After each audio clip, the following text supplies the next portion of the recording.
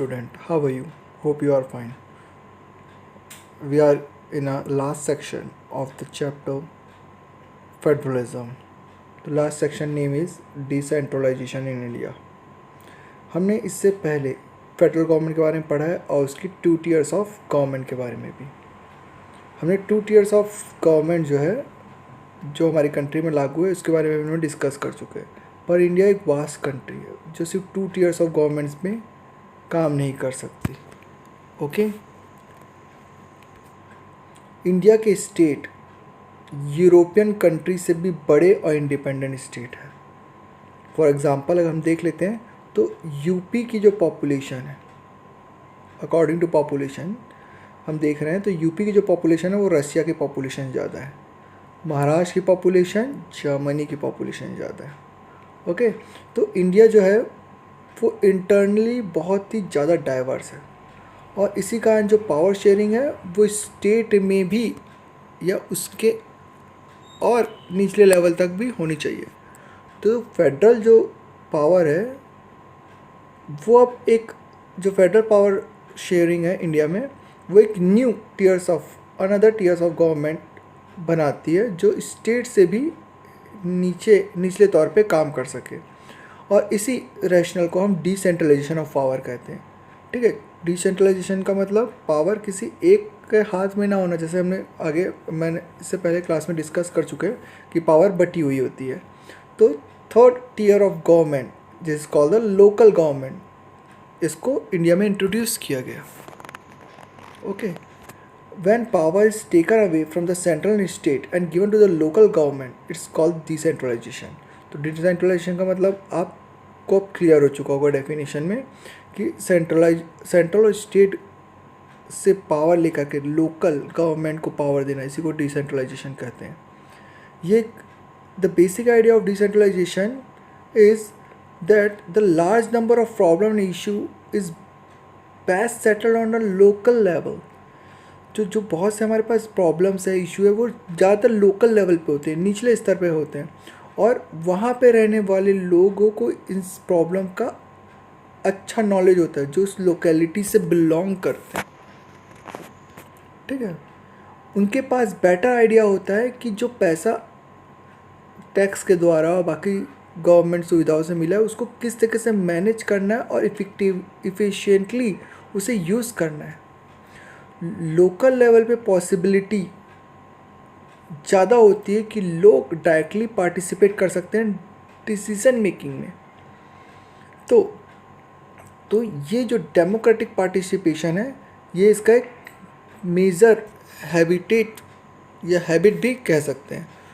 Local government best way है realise करने का एक इम्पॉर्टेंट जो प्रिंसिपल है डेमोक्रेसी का, उसका नाम है लोकल सेल्फ गवर्नमेंट। ठीक है, तो ये बेस्ट वे है डेमोक्रेसी को और अच्छे लेवल पे किसी कंट्री में लागू करने के लिए।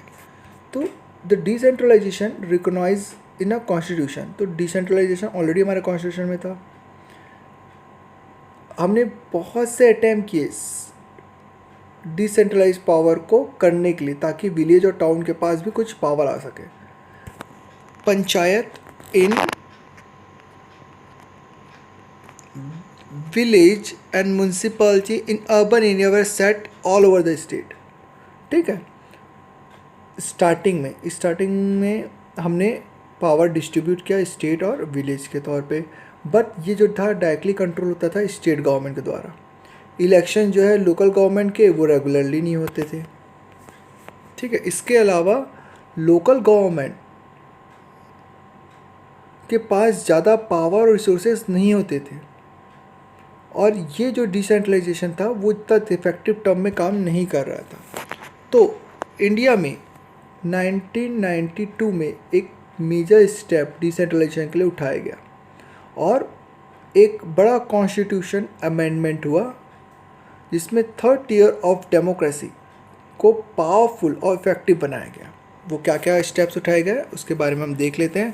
पहला, constitutionally mandatory to hold a regular election of local body. तो संविधानिक तौर पे रेगुलर इलेक्शन लोकल गवर्नमेंट का करना ज़रूरी कर दिया गया। ये पहला पॉइंट है। ठीक है, सेकंड पॉइंट हम देख लेते हैं। ओके, तो सेकंड पॉइंट में हम देख लेते हैं, तो सीट जो है उसको रिजर्व कर लिया गया according to schedule caste, schedule tribe और अदर बैकवर्ड क्लास के लिए सीट जो है उसको रिजर्व कर लिया गया इस लोकल इंस्टीट्यूशन में। ठीक है, थर्ड पॉइंट जो है वो हमको बताता है कि ये देखिए क्या लिखा है, 1/3 of a position is reserve for the women. Womens जो इस बाकी जगहों पे पीछे छूटी हुई थी उनको लोकल सेल्फ गवर्नमेंट में आगे बढ़ने का चांस दिया गया। 1/3 ऑफ सीट जो है वो रिजर्व रहेगी किसके लिए, वुमेन्स के लिए। फोर्थ पॉइंट में देखिए क्या लिखा है कि independent institute state election commission का गठन किया गया जो बाकायदा पंचायत और म्यूनसिपल इलेक्शन को करवाएगी रेगुलरली। फिफ्थ पॉइंट क्या है, state government required to share some power and revenue with the local government body. तो स्टेट गवर्नमेंट अपनी कुछ पावर और जो रेवेन्यू जो टैक्स उनके हाथ में आएगा उसको कुछ हिस्सा शेयर करेगी लोकल गवर्नमेंट को ताकि वे अच्छे से काम करें। तो ये था nature of sharing variety state to state. Okay, तो जो लोकल रूरल गवर्नमेंट जो गवर्नमेंट रूरल एरिया में काम करती है उसे पंचायत राज के नाम से जाना जाता है। हर एक विलेज में या ग्रुप ऑफ विलेज में कुछ सीटें स्टेट्स होते हैं, सब स्टेट्स में है वह ग्राम पंचायत। तो जो गांव की पंचायत होती है ग्राम पंचायत भी कहा जाता है। उसमें जो काउंसिल्स होते हैं उनको सेवरल वार्ड में बांटा जाता है और इसमें जो चुने हुए लोग होते हैं उन्हें पंच कहते हैं। ठीक है, और इनका जो प्रेसिडेंट होता है उसे सरपंच कहा जाता है।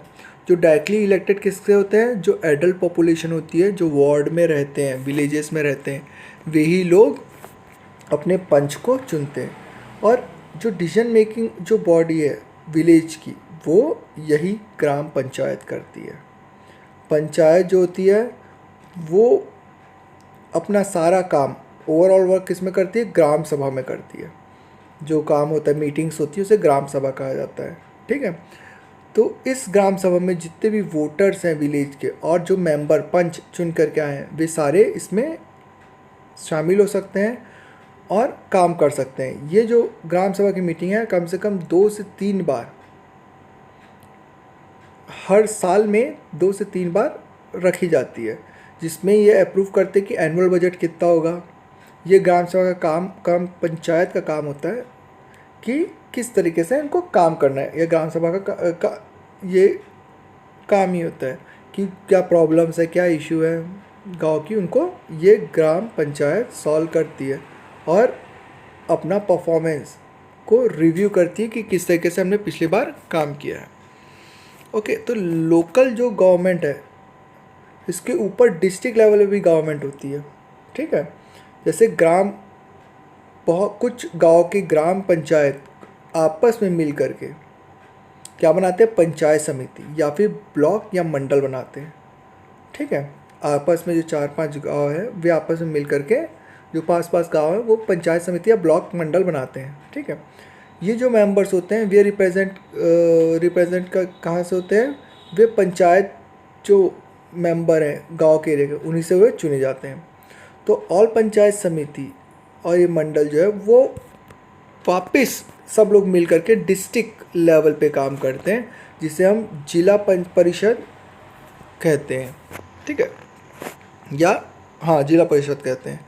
तो मोस्ट जो मेंबर है जिला परिषद के वे इलेक्टेड होते हैं। इसके अलावा लोकसभा और एमएलए जो इस डिस्ट्रिक्ट के हैं और कुछ स्पेशल ऑफिसर जो डिस्ट्रिक्ट लेवल पे काम करते हैं वे भी इस जिला परिषद के मेंबर होते हैं। जो जिला परिषद का चेयरमैन होता है वो पॉलिटिकली हेड होता है जिला परिषद का। ओके स्टूडेंट, इसी तरीके से लोकल गवर्नमेंट जो अर्बन एरिया मतलब शहरों और टाउन में काम करती है उनसे म्यूनसिपालिटी कहते हैं।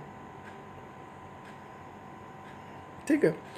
बिग सिटीज़ जो बड़ी शहर होते हैं वहाँ पे म्यूनसिपल कॉरपोरेशन होता है।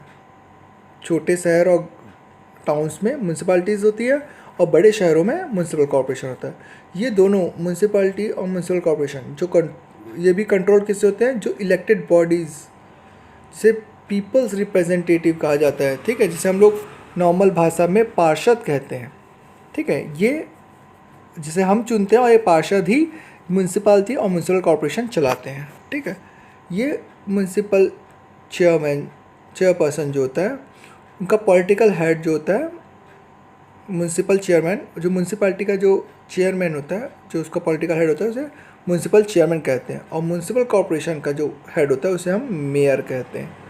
Okay student. तो स्टूडेंट, जो ये थर्ड ईयर ऑफ गवर्नमेंट के बारे में हमने जो पढ़ा है वो वर्ल्ड में लार्जेस्ट एक्सपेरिमेंट है डेमोक्रेसी का। इसमें near about 36 lakh representative elect होते हैं पंचायत और म्यूनसिपैलिटी में।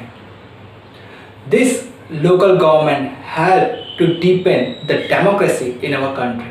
It also increased the women representation and their voice in our democracy. हाँ, माना कि इनमें बहुत सी डिफ़िकल्टीज़ हैं। वैसे इलेक्शंस तो रेगुलरली होते हैं और लोग बढ़ चढ़ के इस इलेक्शन में हिस्सा लेते हैं, पर स्टेट गवर्नमेंट अभी भी पावर जो ट्रांसफॉर्म करना होता है लोकल गवर्नमेंट में, उसमें कमी करती है। यहाँ तक कि वे रिसोर्सेस में भी उतना सफिशिएंट मदद नहीं करती जितना उनको करना चाहिए। We are still a long away from the realisation the ideal of self government. Hope student you have understand this chapter clearly. Okay, thank you.